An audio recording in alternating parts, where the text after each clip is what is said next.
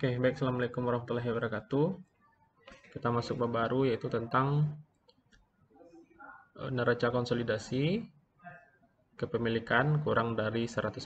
Kalau kemarin kan kepemilikannya 100% semuanya. Sekarang kepemilikannya kurang dari 100%.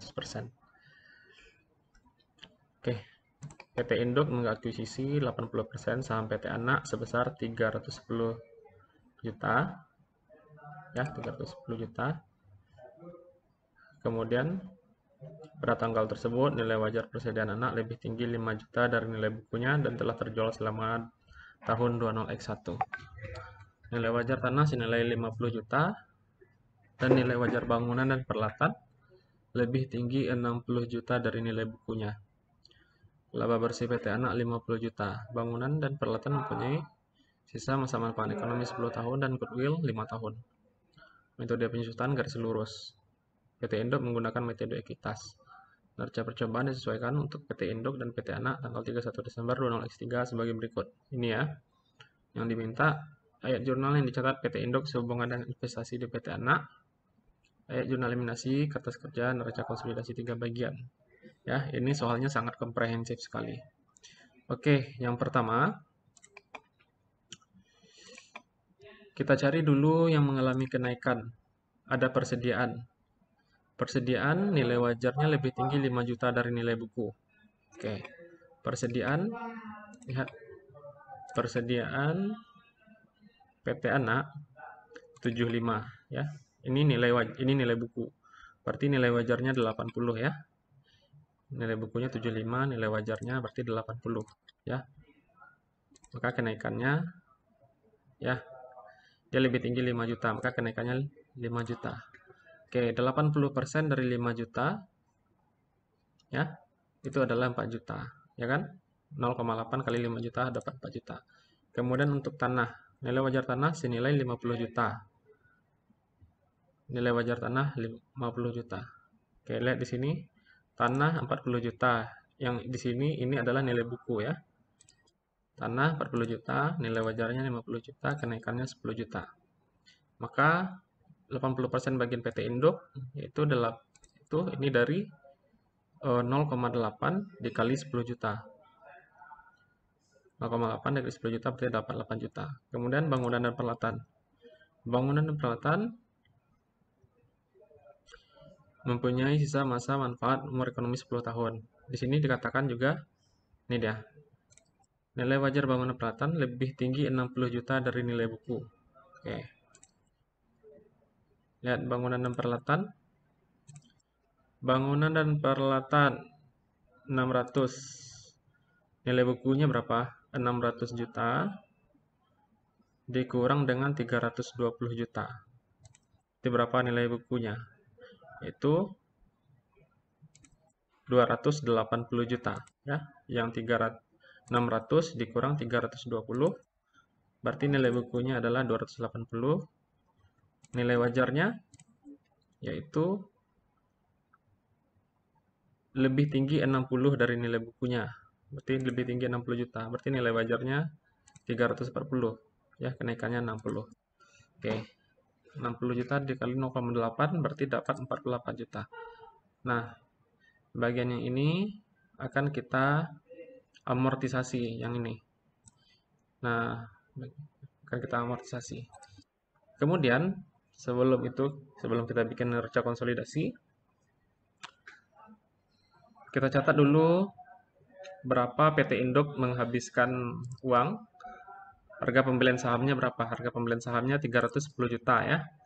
Berarti investasi 310 juta, kasnya 310 juta. Kemudian ini untuk mencatat pengakuan pendapatan. Pengakuan pendapatan ya. Laba bersih anak 50 juta.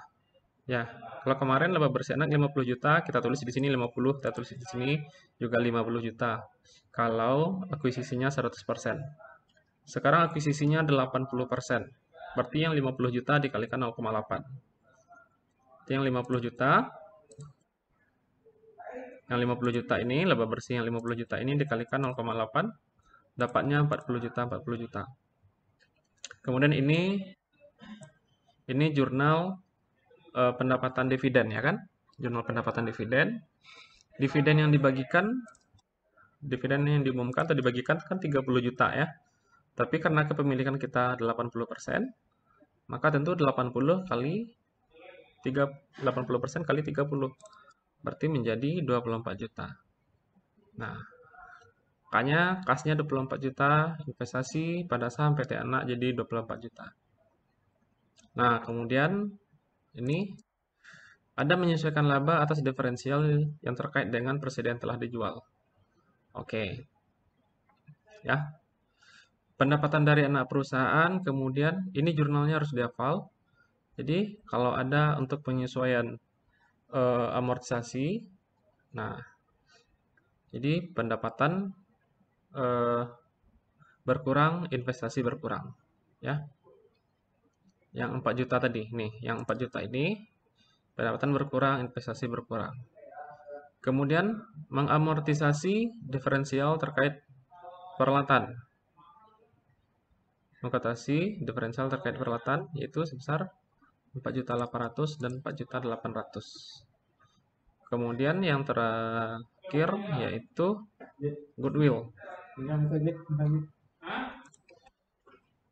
Oke, kemudian ini sudah kita dapatkan ya. Sebenarnya nanti ada goodwill ya. Ada goodwill, nanti kita akan amortisasi pas terakhir. Ya. Oke, pertama yaitu untuk jurnal eliminasi investasi. Saham biasa saldo laba. Nah, saham biasa 200, saldo laba 100.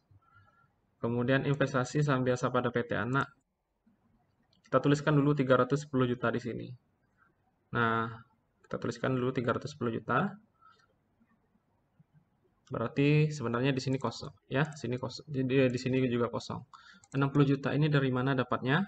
60 juta ini dapatnya dari berapa kepemilikan pengendali? 0,8 ya. 0,2 dikalikan dengan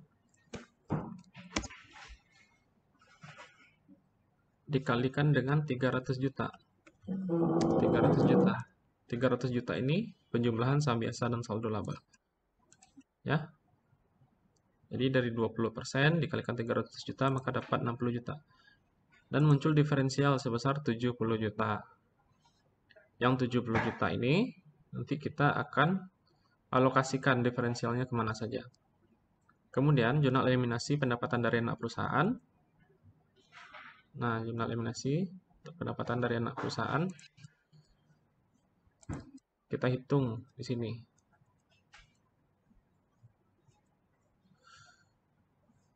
Jurnal eliminasi pertamanya 40 juta di sini. Ya. Ini 40 juta kita kredit dikurang 4 juta dikurang 4.800.000. Nah, yang goodwill-nya juga diamortisasi. Goodwill-nya dari yang 70 juta. Ya, dari yang 70 juta kita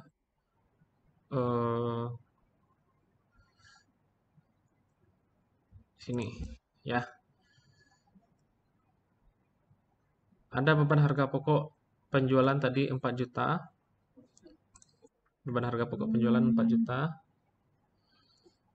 Kemudian untuk tanah 8 juta. Bangunan dan peralatan 48 juta. Nah, kan ada selisihnya. Selisihnya itu yang kita masukkan ke goodwill ya. Jadi selisihnya 10 juta dan diamortisasi selama 5 tahun. Nah, yang diamortisasi selama 5 tahun 10 juta kita bagi 5 berarti 2 juta per tahun. Nah, berarti 2 juta per tahun.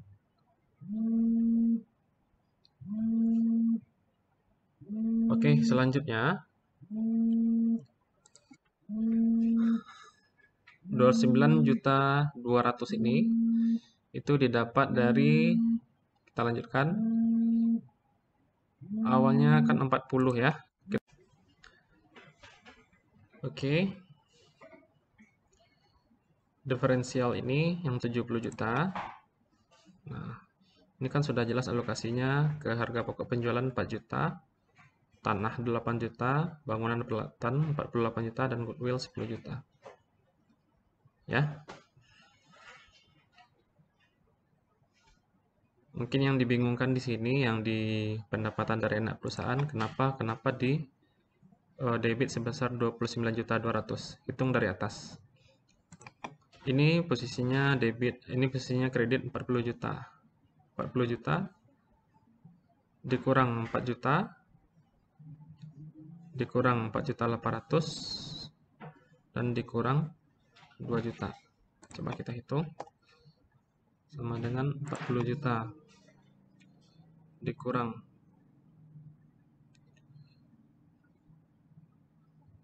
4 juta dikurang 4.800.000 dikurang 28 juta. Nah, ini posisinya di debit. Berarti untuk mengeliminasi pendapatan dari anak perusahaan, kita kredit sebesar 29.200.000. Makanya kita kredit di sini 29.200.000. Dividen diumumkan adalah sebesar 24 juta. Ya. Karena kita tadi menerima dividen 24. Kemudian selisihnya nanti itu sebagai pengurang investasi. Selisihnya sebagai pengurang investasi sebesar 5.200.000. Oke. Next. Ini sudah beban harga pokok 4 juta, 8 juta, 48 juta, 10 juta. Nah, ini kan dialokasikan. Ini kan alokasi diferensialnya. Ya. Amortisasi diferensial terkait bangunan. Berarti kita susutkan bangunannya itu 10 tahun ya. Bangunannya 10 tahun. Makanya jadi 48 juta dibagi 10 tahun. Kemudian untuk yang terkait amortisasi diferensial terkait goodwill yaitu sebesar 2 juta per tahun. Nah, jadi yang kita masukkan ke jurnal eliminasi yang ini. Ya, bagian ini yang kita masukkan ke jurnal eliminasi. Nah, maka akan dapat perhitungannya seperti ini. Ini tinggal dimasukin. Kita masukkan ke jurnal eliminasi semuanya. Yang ini tidak kita masukkan. Ini tidak kita masukkan, ya. Nah, ini untuk memudahkan perhitungan kita saja.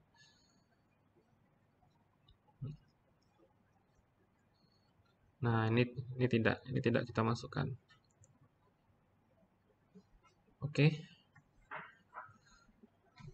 Oke, silakan dicoba, nanti saya akan kasihkan tugas. Terima kasih. Assalamualaikum warahmatullahi wabarakatuh.